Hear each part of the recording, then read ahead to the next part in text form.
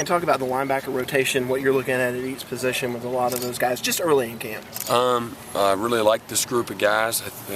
We've got a great chemistry, good, strong leadership, got plenty of experience, got high intelligence with the group, guys that can run and can hit. They like to play, they like to compete. And so we're just looking at, moving some guys around, trying to experiment, seeing if we can develop additional depth by guys playing other positions. But it's a really good, strong group. I really like the group of guys. Would you consider moving Stephon to the outside from the middle? He's really comfortable. He's just getting comfortable at Mike. So I'd hate to put him in a position where he's now in his mind got to start over. So I think some other guys, he's up to 246 pounds. He's a prototypical middle linebacker. He's an athletic middle linebacker, and he's got good athleticism as an outside guy, but not exceptional. So I think that's a good position for him.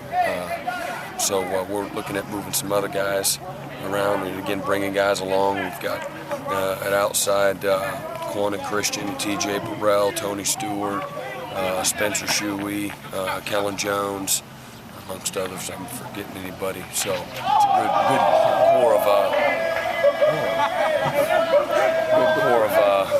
outside backers. Any tinkering with Barnes and Dodd inside? Or are they still going to start? Not right now. We're trying to find out who our starters are first and really get that solidified.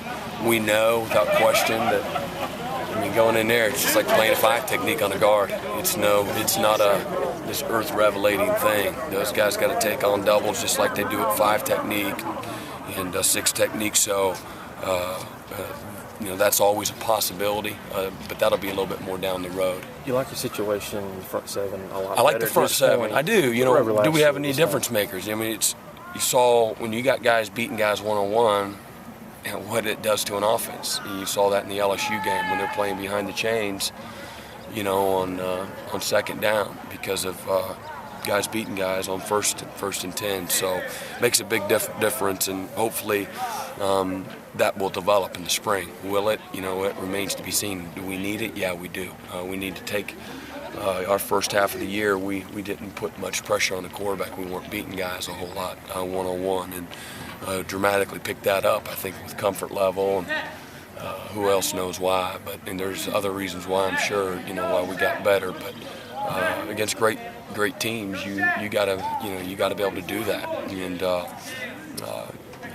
people are better now than ever at blocking you. The linemen are more intelligent, and they've seen all the exotic looks, and from a younger age, and so those guys are.